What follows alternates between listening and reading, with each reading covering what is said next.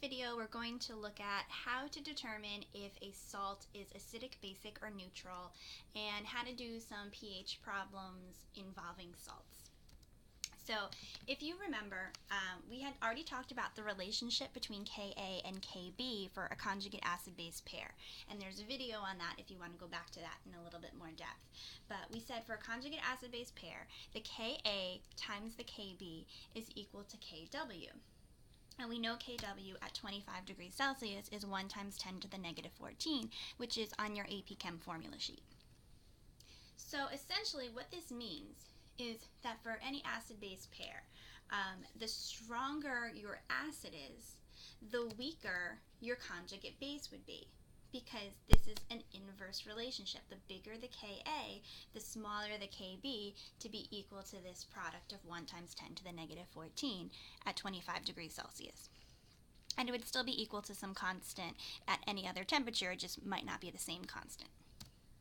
So if we have a strong acid, something like HCl, and the source that I looked up, the Ka is 1.3 times 10 to the 6. Different sources might have slightly different numbers. But notice for a strong acid, your Ka is much, much bigger than 1. It's a very large Ka. And if I were to calculate the Kb then, for the conjugate base of HCl, the conjugate base would be after HCl acts as an acid and donates its H+, it turns into Cl-, the conjugate base. And if I plug into this equation above, I get that the Kb is 7.7 times 10 to the negative 21. Notice how small the Kb is when I have a Ka that's much, much bigger than 1. It's essentially negligible. So what this means is if I'm looking at the ionization of HCl, which you'll see down here, HCl acting as an acid, we say it 100% ionizes essentially because your Ka is so large. It's going to exist essentially 100% as ions, which you see in this picture. I don't see any H still bonded to Cl. It's all H pluses and Cl minuses. Now, and that's why I put just one arrow pointing to the right. The Cl minus is not strong enough of a base to really even be considered a base. It has such a small Kb that Cl minus can't act as a base. It can't accept the H plus and turn back into HCl. So for strong acids, they're going to have conjugates that are of negligible strength. They're not even going to be able to act as bases. So if I ever were to see the Cl minus ion, and note again, ions are typically might be found in salts because salts are ionic compounds composed of ions. That Cl minus ion is not going to be acidic. It's not going to be basic because the Kb is so small. It's going to essentially be neutral in solution, because it's not going to be able to donate an H+, it doesn't have one. It's not going to be able to accept an H+, because the Kb is so small. If I have a weak acid, something like HF, and in my source Ka was 6.8 times 10 to the negative 4. Notice Ka is less than 1, but still a substantial number in terms of an equilibrium constant. And if I were to find the conjugate, the Kb, plugging back into Ka times Kb equals Kw, is 1.5 times 10 to the negative 11. Notice the Kb is a lot more substantial for the conjugate of a weak acid than it is for the conjugate of a strong acid. Essentially, the conjugate of a weak acid is going to be able to function as a weak base in solution. We've seen weak base problems that have Kb's on the 10 to the negative 11 scale. So something like HF, when I write the ionization equation, that's actually why we do those double arrows. In solution, the F minus can act as a base, and accept that H plus, and turn back into HF. This is a reversible reaction. It's going in both directions. And in solution, again, we were saying that you'll have some ions and you'll have some molecules.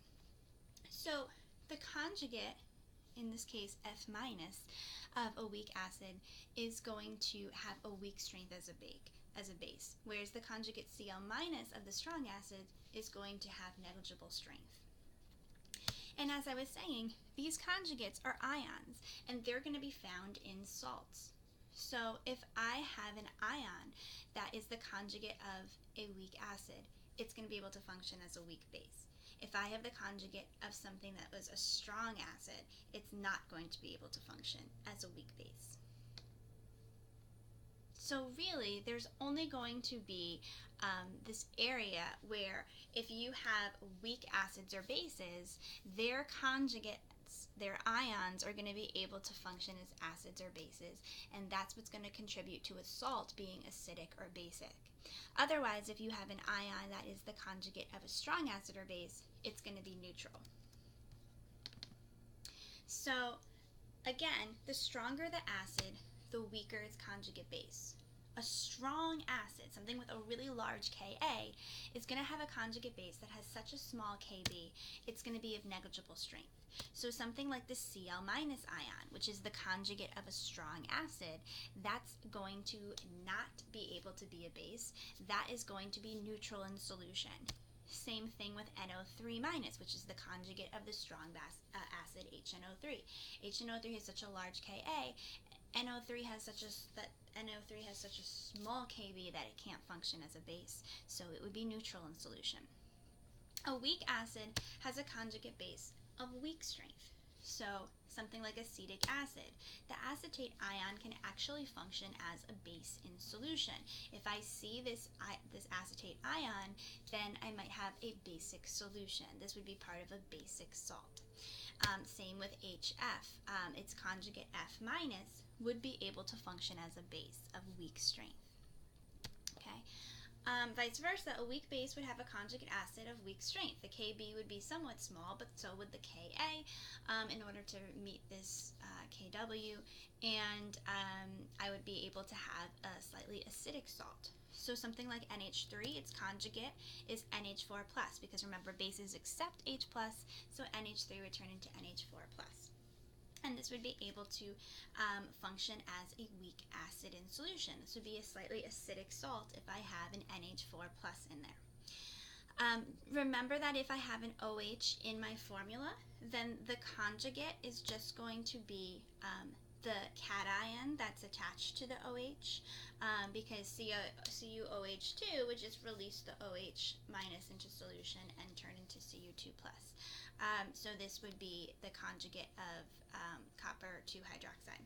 And this would be of weak strength because it's the conjugate of a weak base. A strong base would have a conjugate acid of negligible strength. So a strong base has such a large Kb that the Ka of the conjugate would be negligible. So something like KOH, the conjugate K+, would not be able to function as an acid in solution, nor would Ca2+. If I have salts with those ions in it, that ion would act neutral in solution. So really, an ion is going to be acidic or basic. This is the takeaway. If it's the conjugate of a weak acid or base. So really, what's in here? If I find that the ion is a conjugate of a weak acid, then that ion can function as a weak base. If I find that the ion is a conjugate of a weak base, that ion, that part of the salt, can function as a weak acid. Okay, and what you'll see in this diagram, same kind of thing. All of these weak acids, their conjugates can function as weak bases. However, the strong acids have bases of negligible strength. The strong bases have acids, conjugate acids of negligible strength. Okay, so how can you look at a salt now and figure out, is it acidic, basic, or neutral? Well, it's helpful to think back to what acid and base made that particular salt. Remember, an acid plus a base, when they react together in a neutralization, you get water and a salt. So you have to think back to what acid and base made it. When you have a strong acid and a strong base reacting to make a salt, that salt is going to be neutral, because your salt is going to have ions that are conjugates of strong species, so those are not going to have any Ka or Kb of any type of strength. So something like NaCl, let's think back. Okay, the Na must have come from NaOH. The Cl must have come from HCl, right? Because if it's attached to an OH, that would be the positive part of it. The Cl- must have been attached to an H. Hey, that's a strong base, that's a strong acid. Their conjugates, Na+ and Cl- would be of negligible strength. This would be a neutral salt. So you can memorize this statement, or you can just kind of think of it logically. Same thing with calcium nitrate. Calcium came from the strong base calcium hydroxide. NO3 came from the strong acid nitric acid.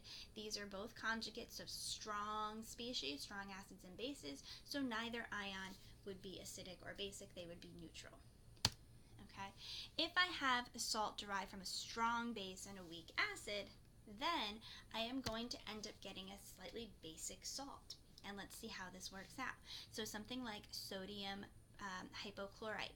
Sodium must have come from NaOH. That's a strong base. So the Na, with the conjugate of the strong base, would be negligible strength. That part of it would be neutral. But the ClO minus, that must have come from hypochlorous acid, which is a weak acid. If this is a weak acid, its conjugate would be of weak strength. So ClO minus, the conjugate base of this weak acid, would be slightly basic. So the ClO minus is actually the thing that is basic in solution, making this salt a basic salt, as I had said here. Okay, in this situation too, the Ba comes from BaOH2, a strong base, so the Ba2+ is not doing anything in terms of pH in solution. That would be the neutral part. But the acetate ion is the conjugate of a weak acid, so therefore it is slightly basic. It can function as a weak base. So this would be a basic salt due to the acetate ion here. Okay, so these are both strong base, weak acid combos, and the salt that is made are basic. Salts derived from a weak base and strong acid are going to be acidic. And the reason why it's going to be acidic is really because it's the conjugate of the weak base that's acting as an acid in solution.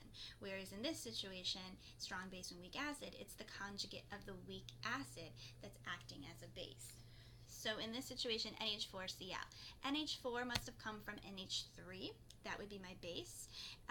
NH3 is a weak base, so that makes NH4 plus a weak acid. This would be slightly acidic. And the Cl must have come from HCl. A strong acid would have a conjugate of negligible strength, so this would be an acidic salt. Okay, same thing over here. Mg comes from MgOH2, magnesium hydroxide. That's a weak base, so its conjugate Mg2+ would be slightly acidic. It would be weakly acidic. It's the conjugate of the weak species that can function as an acid or base, depending. And the HNO3 is a weak acid, as a strong acid, so NO3 would be negligible. So both of these would be slightly acidic. Anytime you have a weak base with a strong acid, that's what's going to happen with your salt. So again, notice it's actually the ion that's the conjugate, that's the conjugate from the weak acid or base that's functioning as the acid or base in solution. So let's look at some examples here. NH4NO3. Let's, for each of these, we're going to pause the video, try it first, determine if they're acidic, basic, or neutral, and then tell me which ion in the salt is actually responsible for the pH being acidic or basic, if it is one of those two. So for number 1, NH4NO3, let's figure out what acid and base made that. That must have come from NH3 and HNO3. NH4 plus is the conjugate of the weak base, so that would be slightly acidic in solution. NO3 minus is the conjugate of the strong acid, so that would have negligible strength. So this would actually be an acidic salt because it's the NH4 plus, the conjugate of the weak species, that can act as an acid in solution. Okay. Number 2, these are coming from strong acid and strong base, so both ions would be neutral in solution. They would not be able to function as acids or bases. They would have negligible strength.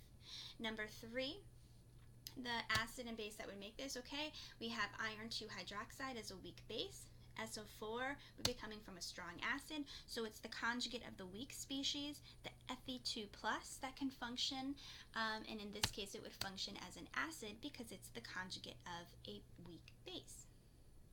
KCN comes from KOH and HCN. KOH is a strong base, so K+ would not be contributing to any type of pH.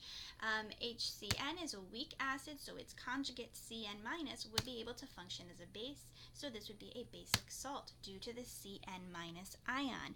That would be able to act as a weak base in solution. Calcium perchlorate, calcium hydroxide is a strong base, perchloric acid is a strong acid, so this would be a neutral salt. Neither ion would be able to function as an acid or base. The pH would be neutral. pH would be 7 if it were at 25 degrees Celsius. And the last, NaOH is the source of Na+, in this situation, and that's a strong base, so this would be a neutral part of the salt, and phosphoric acid is a weak acid, so PO4 3- would also be weak. It would be able to function as a weak base, so this would be a basic salt. Once you're able to figure out if your salt is acidic, basic, or neutral, you can also write equations showing those ions in the salt acting as acids or bases.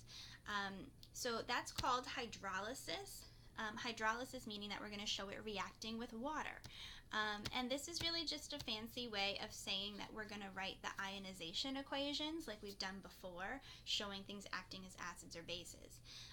So if it is a base, we're going to react it with water, so it releases OH-. So eventually in problems, if we're doing equilibrium problems, we can find the concentration of OH- maybe with an ice box, and then find the pH or POH. And with a base, if it's an acid, we can make it react with water, and then it will release H3O+. So let's look at some examples. So we said if you have a weak acid, its conjugate ions, or its conjugate base, the anion, is going to be able to be basic in water. So something like the acetate ion, which we know is the conjugate of acetic acid. To show it acting as a base, we can make it react with water.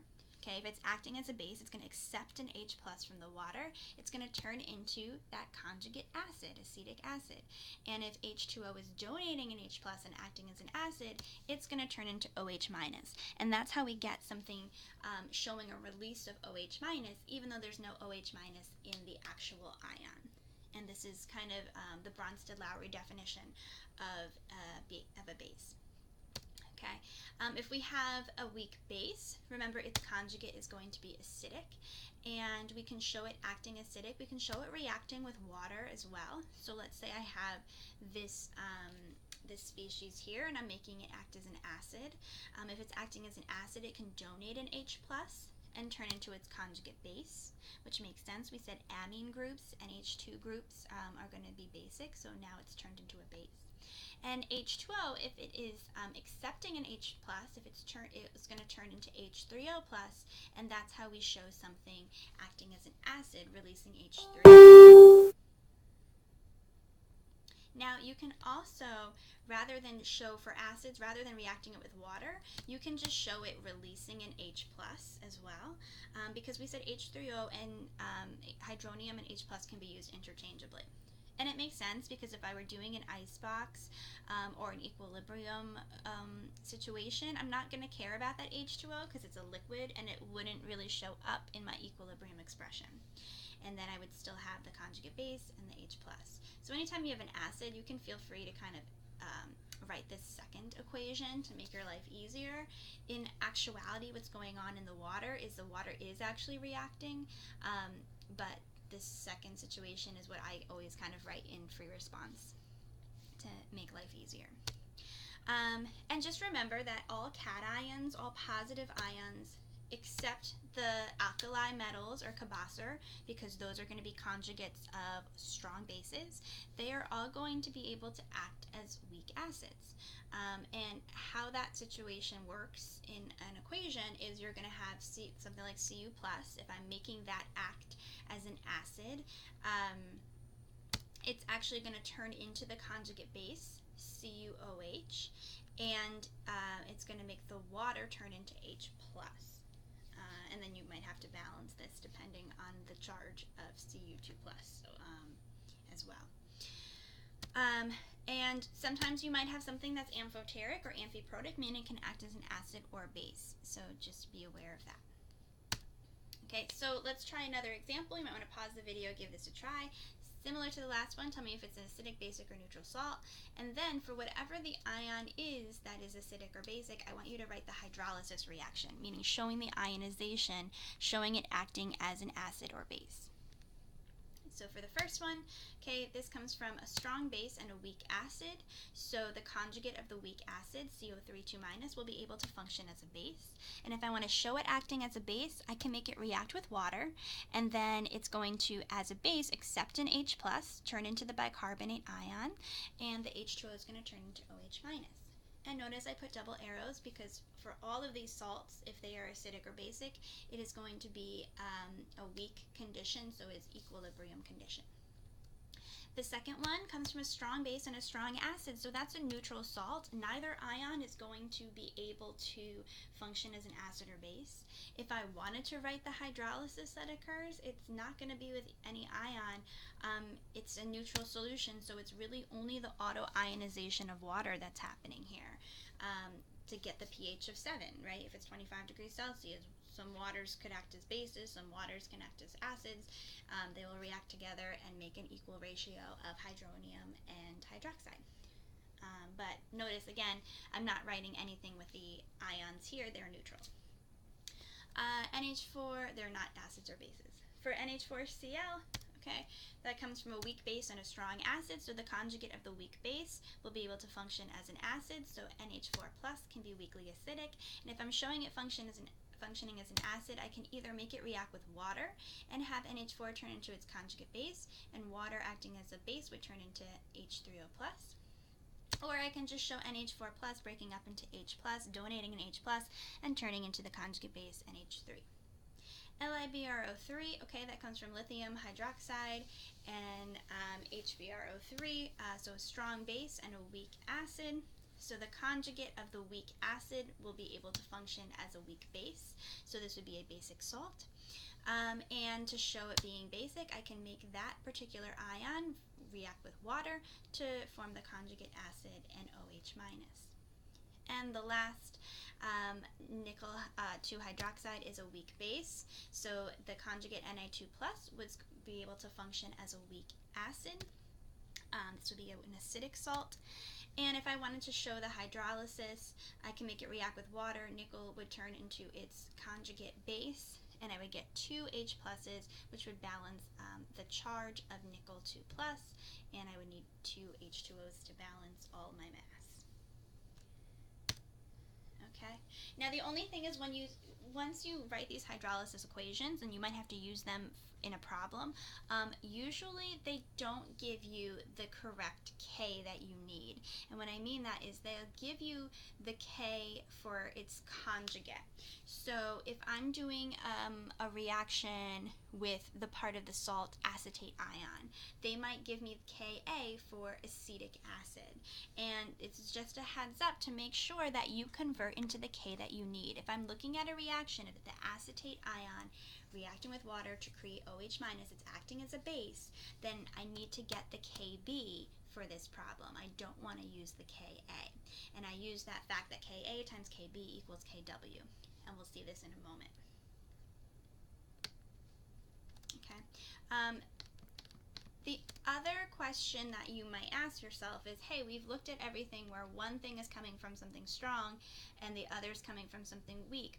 What if you have a salt that's coming from a weak acid, one part, and the other part's coming from a weak base? In that situation, you're going to have to look up Ka and Kb values, and whichever ion has the largest K, that's going to control the pH. So what do I mean by that? So if I have NH4F, right?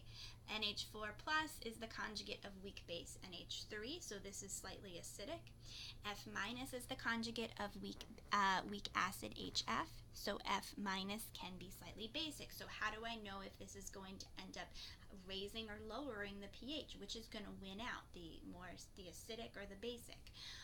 So I could look up Kas and Kbs. The Ka for NH4+ is here, 5.6 times 10 to the negative 10, and the Kb for F-, 1.5 times 10 to the negative 11. And just make sure you have the right thing. I do have the Kb for F-, which is acting as a base. I do have the Ka for NH4+, which is acting as an acid. So what's larger here? Okay, NH4+ has a larger K than F-, so the solution is going to be slightly acidic. Okay, so even though F minus can act as a base, NH4 plus is a stronger acid, so it would end up lowering the pH. This would be an acidic salt, the combination of these two things. Okay, now you know how to figure out if a salt's acidic or basic. You can now do problems that are just like weak acid and weak base problems, but with salts. So you might see an example, what's the pH of a 0.3 molar NaF solution? And here I give you the Ka for HF. So here is my solution, NaF. Let's figure out, is this going to function as an acid, a base, or be neutral? So NaF is coming from NaOH and HF, right? NaOH is a strong base, HF is a weak acid, so the conjugate of a weak acid, F minus, would be able to function as a weak base. So F minus is going to create a slightly basic solution. F minus is going to be the thing that's going to function as my base. So let's write an ionization equation, or the hydrolysis of F minus. If it's a base, I'm going to make it react with water. Okay, F minus will pick up an H, acting as a base. H2O would turn into OH minus, acting as an acid. And now I have a reaction of an acid. I have the reaction of a base. I have an initial concentration. I want a pH. This is just going to be like any other weak base problem we've done before. The only thing is do I have a Kb? No, I have a Ka. So just make sure before doing the problem that you change your Ka into Kb, since this is a problem involving a base, F minus. Now also this is a monohydroxy weak base problem, right? There's one OH minus released, okay? If I get my Kb, I get that I have 1.4 times 10 to the negative 11. So I can use that 5% rule, right? The difference between my initial base and my Kb is way more than 10 to the third or 1,000 times difference. So I can either use an icebox with that 5% rule, or I can even use this shortcut equation that we remember from weak bases, and there's a video on that if you need to go back to it. I have my Kb now, I have my initial base, and I can solve for my OH minus. So let's do this shortcut. So plugging in, I get my OH minus is 2.1 times 10 to the negative 6. I can get the POH by doing the negative log of this number. I get 5.69. And if I subtract that from 14, I get my pH. And there's my problem.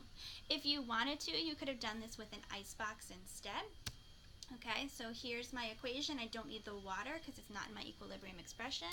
Put my initials, put in my changes. Okay, I can assume that due to my 5% rule, which we said would apply, that x is going to be so much smaller than 0.3 that this is just 0.3x and x. And again, if you need more help with this type of problem, go back to my other videos. Now I can plug into Kb. Make sure you've converted your Ka into Kb because this is a base problem. Okay, and if I plug in, I get the same answer as before for my OH minus. I get the same answer for my pH. Okay, take a moment, try this example, pause the video, and then check your work.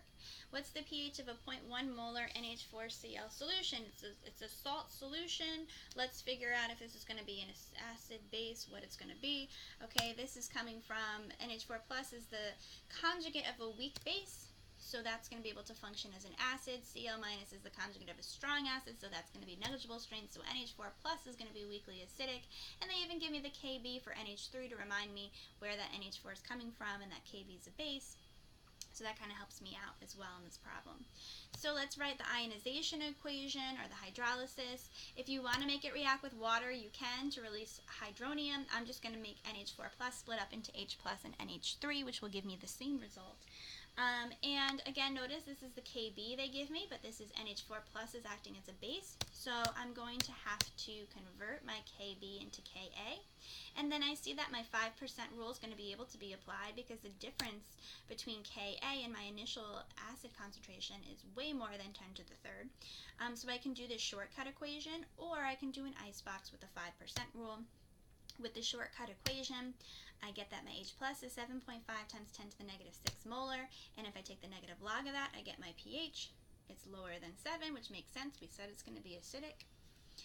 If you get something that's not lower than 7, I would check your work. Or you can do an icebox, put in your initial, put in your change, use your 5% rule so that 0.1 minus x becomes just 0.1, plug into your Ka expression, and then we get the same value for H plus and therefore the same value for the pH. So now you know how to figure out if a salt is acidic, basic, or neutral, how to write the hydrolysis for the salt, and how to do problems that find the pH now given the salt. And when you eventually get to titration and you're finding the pH at the equivalence point, you're going to also be using this because you're going to be breaking up that salt and figuring out which ion is acidic or basic and writing a reaction just like this.